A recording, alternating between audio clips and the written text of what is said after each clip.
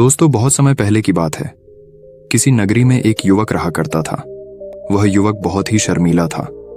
वह इतना शर्मीला था कि जब भी उसके सामने कोई नया व्यक्ति आ खड़ा होता तो वह उससे बात तक नहीं करता था। यहां तक कि जिन्हें वह जानता था, पहचानता था, उनसे भी बात करने में उसे बहुत शर्माया करता था। वह उनसे भी ठीक से बात नहीं कर पाता था और अपनी इस समस्या के कारण वह खुद ही बहुत परेशान रहता था, क्योंकि वह अपने जीवन में कुछ कर ही नहीं पा रहा था। धीरे धीरे समय बीतता गया और समय बीतने के साथ साथ उस युवक की शर्माने की आदत भी बढ़ती चली गई, जिसके कारण वह अत्यधिक निराश रहने लगा, परेशान रहने लगा, चिंतित रहने लगा। उसे यह समझ नहीं आ रहा था कि वह अपनी इस समस्या से किस तरह से छुटकारा पाए। उसके घर वाले भी अब उसकी इस समस्या को लेकर बहुत चिंतित रहने लगे थे। वे सोचते थे, इसका क्या होगा, ये अपने जीवन में कुछ कर पाएगा भी या नहीं। जब भी वह कहीं पर काम के लिए जाता तो लोग उसके इस सीधेपन का फायदा उठाते, उसे परेशान करते। वह कुछ ज्यादा कह नहीं पाता था, जिसके कारण उसे कोई कुछ भी कह देता और वहां से चला जाता है। इन्हीं सब कारणों की वजह से उसका मन कहीं भी किसी भी काम में नहीं लगता। वह हर काम को कुछ ही दिनों में छोड़ दिया करता। उसके मन में बहुत कुछ चल रहा था। उसके मन में विचारों के तूफान उठ रहे थे। वह सबसे बहुत कुछ कहना चाहता था, लेकिन अपनी इस आदत के कारण वह किसी से कुछ नहीं कह पा रहा था। वह अंदर ही अंदर घुटता जा रहा था। सारे विचार, सारी बातें उसके मन में ही दबी पड़ी थीं। लेकिन कभी भी वह किसी से भी अपने मन की बात नहीं बताता था। जब छोटा सा बच्चा था तब उसे लोग बहुत पसंद करते थे। उसकी इस आदत को भी लोग सराहते थे। लेकिन इसी आदत की वजह से जब वह बड़ा हो गया, युवा हो गया, तो इसी आदत के कारण उसे अपना जीवन जीने में भी अत्यधिक परेशानियां उठानी पड़ रही थीं। और वह युवक भी अपनी इस गलती के कारण बहुत परेशान रहता। अपनी इस एक आदत से छुटकारा पाना चाहता था। वह चाहता था कि वह लोगों से अपने मन की बात खुलकर कह पाए। जो कुछ करना चाहता है, जो कुछ कहना चाहता है, वह सबसे वह खुलकर कह सके, कर सके। लेकिन जब भी कोई दूसरा उसके सामने आता तो उसकी जुबान मानो खुलती ही नहीं। यहां तक कि वह अपने माता पिता के सामने भी ठीक से बात नहीं कर पाता था। केवल उसके कुछ मित्र थे जिनसे वह अपने मन की बात कर पाता था। जब भी वह किसी बात का जवाब देता तो लोग उसकी हंसी उड़ाते थे, उसका मजाक बनाते। लोग कहते हैं कि आज तो तेरे मुंह में भी जबान आ गई है। यह समस्या दिन ब दिन बढ़ती चली जा रही थी और इस समस्या के कारण अब उसके पिता भी अत्यधिक चिंतित रहने लगे थे।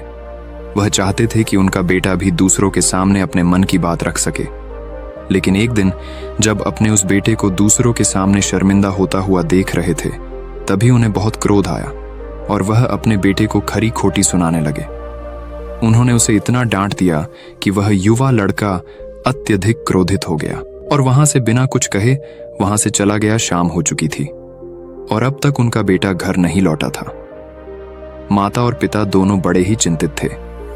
वे अपने बेटे को वापस घर पर देखना चाहते थे, लेकिन युवा लड़का तो भागते भागते पहाड़ की चोटी पर जा पहुंचा था। वह वहां से नीचे की ओर झांक रहा था और ईश्वर से कह रहा था, हे भगवान, आपने मुझे ऐसा क्यों बनाया? लोग मेरा मजाक उड़ाते हैं, लोग मेरी हंसी उड़ाते हैं। जब मैं इस दुनिया में अपने मन की बात रख ही नहीं सकता, मैं किसी से कुछ कह ही नहीं सकता, तो फिर मैं इस जीवन को जी कर क्या करूंगा? जब भी मैं किसी से कुछ कहने की कोशिश करता हूं तो लोग मेरा मजाक बनाते हैं, मेरी हंसी उड़ाते हैं, यहां तक कि वह मुझसे कुछ भी कहकर चले जाते हैं और मैं उनका जवाब नहीं दे पाता। ऐसा जीवन जीकर मुझे क्या मिलेगा? इसलिए मैं तेरे पास आ रहा हूं। इतना कहकर जैसे ही वह युवक कूदने की तैयारी कर रहा था कि तभी पीछे से आवाज सुनाई पड़ी, बेटा, जान देना तो बहुत आसान है, लेकिन इस जान को तुम वापस नहीं पा सकोगे। जैसे ही ये आवाज उसके कानों में पड़ी, वह पीछे मुड़कर देखने लगा। उसने जैसे ही पीछे मुड़कर देखा, उसने पाया कि एक बौद्ध भिक्षु उसके पीछे खड़े हैं। उन्हें देखकर वह डर सा गया और अपने कदम पीछे खींच लिए और चुपचाप वहां पर खड़ा हो गया। अपनी आदत के कारण वह उनसे कुछ कह नहीं पा रहा था। तभी बौद्ध भिक्षु उस युवक से कहते हैं, बेटा, क्या बात है? आखिर तुम यहां पर क्या कर रहे हो और तुम अपने इस जीवन को क्यों समाप्त करना चाहते हो? ये अनमोल जीवन बहुत कम लोगों को नसीब होता है और तुम्हें यह जीवन व्यर्थ लगता है। इस पर वह युवक कहता है, नहीं नहीं, कुछ नहीं, मैं तो बस यहां पर खड़ा होकर देख रहा था। तभी बौद्ध भिक्षु उस युवक से कहते हैं, बेटा, मैं जानता हूं कि तुम यहां पर क्या करने आए थे। तुम मुझसे कुछ नहीं छुपा सकते। लेकिन मैं चाहता हूं कि तुम अपनी समस्या मुझसे खुद बताओ, तभी मैं उसका समाधान तुम्हें बता पाऊंगा। यदि तुम चाहते हो कि कोई तुम्हारी मदद करे तो उसके लिए पहले तुम्हें ही आगे बढ़ना होगा। यदि तुम चाहते हो कि मैं तुम्हारी समस्या का समाधान करूं तो तुम्हें मुझे अपनी समस्या बतानी होगी, वरना मैं कुछ नहीं कर सकूंगा। उन बौद्ध भिक्षुओं की यह बात सुनकर वह युवक कहता है, गुरुदेव, मेरी समस्या बहुत बड़ी है, क्या आप उसका समाधान कर सकेंगे? क्या आप मुझे उसका समाधान दे सकेंगे? यह सुनकर बौद्ध भिक्षु वहीं पर खड़े हो गए और पीछे मुड़कर उन्होंने उस युवक की बात का जवाब देते हुए कहा, बेटा, इस दुनिया में कोई भी ऐसी समस्या नहीं है जिसका कोई समाधान ना हो। यदि तुम मुझे अपनी समस्या बताओगे तो मैं उसका समाधान अवश्य करूंगा। तभी वह युवक उन बौद्ध भिक्षु से अपनी समस्या बताते हुए कहता है, गुरुवर, मेरी एक बहुत बड़ी समस्या है कि मैं शर्मीला हूं, जिसके कारण मैं किसी से कोई बात नहीं कर पाता। यहां तक कि मैं अपने मन की बात भी किसी को नहीं बता पाता। जब भी मैं किसी से बात करने की कोशिश करता हूं तो लोग मेरा मजाक उड़ाते हैं, मेरी हंसी उड़ाते हैं। जब भी मुझे कोई खरी खोटी सुनाता है, उलटी सीधी बातें करता है, तो मैं उनका जवाब नहीं दे पाता। मैं लोगों की तरह चालाक बनना चाहता हूं, लोगों की तरह बातों का जवाब देना चाहता हूं, अपने मन की बात करना चाहता हूं। मैं इस दुनिया के साथ कदम से कदम मिलाकर आगे बढ़ना चाहता हूं। क्या इसका कोई समाधान है? उन बौद्ध भिक्षु ने उस युवक की सारी बातें ध्यानपूर्वक सुनी और फिर जवाब देते हुए कहते हैं, बेटा, जरूरत से ज्यादा शर्मीला होना, इसका अर्थ यह है कि तुम्हारे अंदर कोई डर है जिसे तुम पहचान नहीं पा रहे हो, जिसका कारण उसका समाधान करने में भी असमर्थ है। शर्म करना अलग बात है और डरना अलग। जब हमारे भीतर डर होता है तब हम कहीं भी किसी से भी कोई भी बात नहीं कर सकते। हमें चारों तरफ केवल डर ही नजर आता है और हम हर जगह से डरते ही रहते हैं। लेकिन इसे शर्माना नहीं कहते। शर्म तो बस एक हद तक तुम्हें चुप रख सकता है। फिर वह बौद्ध भिक्षु उस युवक से कहते हैं, बेटा, तुम सबसे अधिक किससे शर्माते हो? युवक इसका जवाब देते हुए कहता है, गुरुवर, मुझे अपने पिता से बात करने में बहुत शर्म आती है। मैं उनके सामने कुछ बोल ही नहीं पाता। तभी वह बौद्ध भिक्षु उस युवक से कहते हैं, अच्छा, तो ये बताओ, जब तुम अपने पिता से बात कर रहे होते हो या फिर बात करने का प्रयास करते हो तो तुम्हारे मन में कैसे ख्याल आते हैं? युवक इसका जवाब देते हुए कहता है, गुरुवर, जब भी मैं अपने पिता से बात करने का प्रयास करता हूं तो मुझे ऐसा लगता है कि मानो मेरे पिता अभी मुझे डांट देंगे, मुझ पर क्रोध करेंगे, मुझसे नाराज हो जाएंगे और कहीं ना कहीं मुझे यह भी लगता है कि मैं कुछ गलत बात ही करूंगा। यहां तक कि मेरे मन में ऐसे भी ख्याल आते हैं कि शायद मेरे पिता मुझसे प्यार ही नहीं करते। परंतु गुरुवर, आप कहते हैं कि शर्म अलग है और डरना अलग बात है, तो क्या कोई ऐसा उपाय है जिससे मुझे डर ही ना हो? क्या कोई ऐसा रास्ता है जिससे मेरे अंदर का ये डर पूरी तरह से समाप्त हो जाए? कृपा करके मुझे इस समस्या का समाधान बताइए। मुझे अपने इस डर से बाहर निकलना है। मुझे लोगों की तरह अपने इस जीवन को खुलकर जीना है। उस युवक की यह सारी बातें सुनकर बौद्ध भिक्षु उस युवक से कहते हैं, जाओ और अपने पिता से कहो कि मुझे कुछ काम करना है और उसके लिए मुझे आपसे कुछ धन चाहिए। यदि तुम उनसे धन मांगने में कामयाब हो गए तो मैं तुम्हें तुम्हारी समस्या का समाधान अवश्य बताऊंगा। वह युवक काफी घबरा गया। उसने उन गुरुवर से कहा, हे गुरुवर, मुझे यह कार्य न दीजिए। मैं उनसे कुछ नहीं कह पाता। उनके सामने तो मेरी बोलती तक बंद हो जाती है। मैं उनसे धन भला कैसे मांगूंगा? ये बात सुनकर बौद्ध भिक्षु उस युवक से कहते हैं, तब तो तुम्हारी समस्या का कोई भी समाधान नहीं है और ना ही तुम कभी भी अपने जीवन को खुलकर जी पाओगे। यह बात सुनकर युवक उन भिक्षुओं से कहता है, गुरुवर्ग, ऐसा ना कहे, कृपा करके मुझे कोई और कार्य बताइए, कोई ऐसा कार्य जिससे मेरे अंदर का डर पूरी तरह से समाप्त हो जाए। कोई ऐसा समाधान बताइए। इसका जवाब देते हुए वह बौद्ध भिक्षु उस युवक से कहते हैं, बेटा, यदि तुम्हें अपने अंदर के डर को समाप्त करना है तो पहले तुम्हें मेरा यह कार्य करना होगा जो मैंने तुम्हें कहा है। वह युवक घबराकर काफी देर सोच विचार करने के बाद पुन गुरुवर से कहता है, ठीक है, यदि आप चाहते हैं कि मैं इस कार्य को करूं तो मैं इसे करने का पूरा प्रयास करूंगा। इतना कहकर वह युवक अपने घर लौट जाता है। उसे देखकर उसके माता पिता बहुत खुश हो जाते हैं और वह युवक अपने पिता से डरते डरते कहता है, पिताजी, मुझे आपसे कुछ बात कहनी है। इस पर उसके पिता कहते हैं, बोलो, क्या बात है? युवक आगे कहता है, पिताजी, मैं कुछ काम करना चाहता हूं और उसके लिए मुझे आपसे कुछ धन चाहिए। क्या आप मुझे कुछ धन दे सकते हैं? इतना सुनकर उस युवक के पिता ने उसकी ओर ध्यान से देखा। काफी देर देखने के बाद वह खुशी से झूम उठे और तुरंत ही उन्होंने कुछ धन अपने पुत्र के हाथों पर रख दिया और कहने लगे, बेटा, इतना धन काफी है कि तुम्हें और चाहिए। इसके जवाब में वह युवक अपने पिता से कहता है, नहीं नहीं पिताजी, इतना काफी है, मैं इतने से काम चला लूंगा। वह युवक को उस धन को लेकर तुरंत दौड़ा दौड़ा उन बौद्ध भिक्षु के पास लौटा और जो धन उसने अपने हाथों में ले रखा था उसे दिखाते हुए वह कहता है, गुरुवर, जैसा आपने कहा था मैं धन लेकर आपके पास आ चुका हूं। मैंने अपने पिता से धन मांग लिया है, अब मुझे आप मेरी समस्या का समाधान बताओ। तभी बौद्ध भिक्षु उस युवक से कहते हैं, अरे इतनी जल्दी क्या है, अभी तो तुम्हें मेरे लिए एक और काम करना है, तभी मैं तुम्हें तुम्हारी समस्या का समाधान अवश्य बताऊंगा। और यदि तुम मेरे लिए इस कार्य को पूरा नहीं कर सके तो मैं तुम्हें कभी भी तुम्हारी समस्या का समाधान नहीं बताने वाला। तभी वह युवक उन बौद्ध भिक्षुओं से कहता है, हे गुरुवर, अभी तो मैंने आपके लिए एक काम किया है, अभी आप मुझे एक और काम करने के लिए कह रहे हैं। तभी बौद्ध भिक्षु उस युवक से कहते हैं, हाँ, तुम्हें मेरे लिए एक और काम करना ही होगा। वह युवक एक बार फिर से काफी देर सोच विचार कर उन बौद्ध भिक्षु से कहता है, अच्छा ठीक है, बताइए अब मुझे क्या करना है।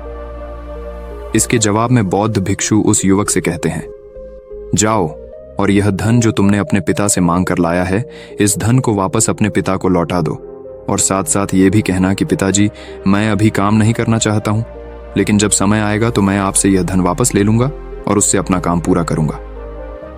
यह बात सुनकर युवक एक बार फिर से ऊपर से नीचे तक पूरी तरह से कांप गया और कहने लगा, गुरुवर, आप मुझे कोई और काम सौंप दीजिए, मैं उसे जरूर करूंगा, लेकिन अब यदि मैं धन लेकर उनके पास वापस गया तो वह क्या सोचेंगे मेरे बारे में? मैं तो शर्मिंदा हो जाऊंगा उनके सामने, इसलिए गुरुवर कृपया करके मुझे कोई और काम दे। तभी बौद्ध भिक्षु उस युवक से कहते हैं, बेटा, जो काम मैंने तुम्हें सौंपा है तुम्हें उसी कार्य को पूरा करना होगा, अन्यथा तुम्हारी समस्या का समाधान मैं तुम्हें नहीं बताने वाला। काफी देर सोच विचार करने के बाद वह उन बौद्ध भिक्षु से कहता है, ठीक है गुरुवर, मैं वापस जाता हूं और ये धन लौटाकर मैं अब भी आता। वह तुरंत दौड़ा अपने पिता के पास वापस लौटा और उसने अपने पिता से कहा, पिताजी, मैं यह धन अभी नहीं लेना चाहता, अभी ये धन आप मुझसे वापस ले लीजिए, जब मुझे कोई काम पड़ेगा तो मैं आपसे ये धन वापस ले लूंगा। उसके पिता ने उस युवक की तरफ घूर घूर कर काफी देर तक देखा और फिर मुस्कुराते हुए कहने लगे, बेटा, मैं समझता हूं कि किसी भी काम को शुरू करने से पहले हमें उसके बारे में जानकारी इकट्ठा करनी चाहिए, उसके बारे में समझना जरूरी है।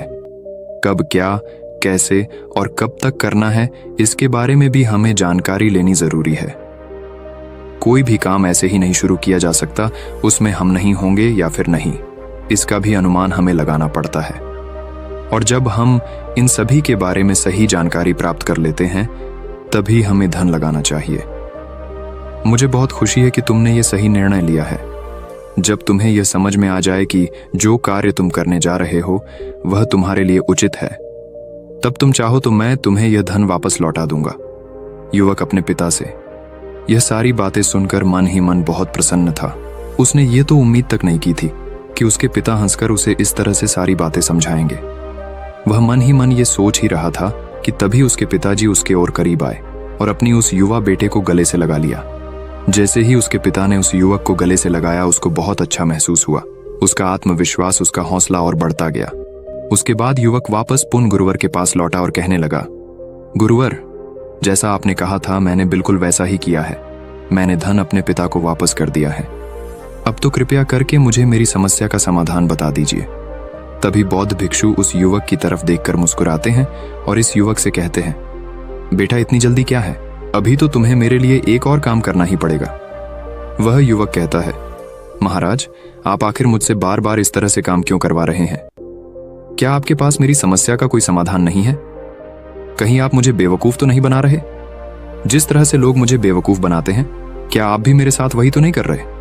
आपने कहा जाओ अपने पिता से पैसे मांग कर लाओ, मैंने पैसे मांग कर लाए आपने, फिर कहा जाओ ये पैसे अपने पिता को लौटा कर आओ, मैंने आपके कहे अनुसार बिल्कुल वैसा ही किया। और अब आप कह रहे हैं कि मैं आपके लिए एक और काम करूं? नहीं, ये मुझसे नहीं होगा। तभी बौद्ध भिक्षु उस युवक की तरफ देखकर मुस्कुराते हैं और कहते हैं, बेटा बस ये आखिरी काम है और यह बहुत सरल भी है। तुम जैसे ही इस कार्य को पूरा करोगे, मैं तुम्हें वचन देता हूं कि मैं तुम्हारी समस्या का समाधान तुम्हें अवश्य बताऊंगा। इस पर वह युवक फिर से एक बार सोच विचार करता है और उन बौद्ध भिक्षु से कहता है, ठीक है, लेकिन ये आखिरी काम जो मैं आपके लिए करूंगा, बताइए मुझे क्या करना है। तभी बौद्ध भिक्षु एक मूर्ति निकालकर उस युवक के हाथ में थमा देते हैं। वह मूर्ति देखने में बहुत ही साधारण सी थी, लेकिन वह बौद्ध भिक्षु उस युवक से कहते हैं, बेटा तुम्हें इसे बाजार में ले जाना है, इसे बेचना है और इसके बदले में तुम्हें 100 सोने के सिक्के लेकर आने हैं। जब तुम यह करने में सफल हो जाओगे, तभी मैं तुम्हें तुम्हारी समस्या का समाधान तुम्हें बता पाऊंगा। वह युवक उस मूर्ति को अपने हाथ में लेकर बड़े ही गौर से देखता है और उन बौद्ध भिक्षुओं से कहता है, हे गुरुवर, ये तो बड़ी ही साधारण सी मूर्ति लग रही है, मानो मिट्टी की बनाई गई। इसके लिए भला 100 सोने के सिक्के मुझे कौन देगा? कहीं आपका माथा फिर तो नहीं गया है? इसके 1 या 2 सोने के सिक्के मिल जाए, वही बहुत है, लेकिन इसके लिए 100 सोने के सिक्के कोई नहीं देगा। तभी बौद्ध भिक्षु उस युवक से कहते हैं, बेटा मैंने जो तुम्हें काम सौंपा है, यदि तुम उसे पूरा करोगे तभी तुम्हें तुम्हारी समस्या का समाधान मिल पाएगा, अन्यथा तुम चाहो तो अपने घर लौट सकते हो, फिर से वही अपने पुराने जीवन में जहां लोग तुम्हारा मजाक बनाते हैं, लोग तुम्हें डराते हैं, सताते। मैं तुम्हें यहाँ अपने डर को निकालने में तुम्हारी मदद कर रहा हूँ। तुम मेरे यहाँ काम करके अपने डर को धीरे धीरे भगा पाओगे। मेरे इस काम को पूरा कर दो, तुम्हें सब समझ आ जाएगा। वह युवक उन बौद्ध भिक्षुओं की बात सुनकर मन ही मन ये विचार करता है कि मुझे तो मेरी समस्या का समाधान किसी भी हालत में चाहिए, जिस कारण वह उस मूर्ति को उठाकर बाजार की ओर चल पड़ता है। बाजार पहुंचकर वो एक जगह चुपचाप उस मूर्ति को लेकर खड़ा हो जाता है और इंतजार करने लगता है कि कोई आएगा और उसे उस मूर्ति के बारे में पूछेगा, और तब वह उस मूर्ति के लिए 100 सोने के सिक्के की मांग करेगा। देखते ही देखते काफी समय बीत गया, लेकिन अभी तक उसके पास कोई भी व्यक्ति नहीं आया था। उसने आसपास देखा तो लोग चिल्ला चिल्ला कर अपने सामानों को बेच रहे थे, जोर जोर से आवाज लगा रहे थे। उसने भी सोचा, यदि मुझे अपनी इस मूर्ति को बेचना है तो मुझे भी जोर जोर से आवाज लगानी होगी। उस युवक ने चिल्लाना शुरू किया, लेकिन वह इतनी जोर से नहीं चिल्ला रहा था, उसकी आवाज उसे खुद तक सुनाई नहीं पड़ रही थी। तो भला उसकी आवाज को दूसरे कैसे सुनते, जिस कारण उसे कोई भी व्यक्ति खरीदने के लिए तैयार नहीं था।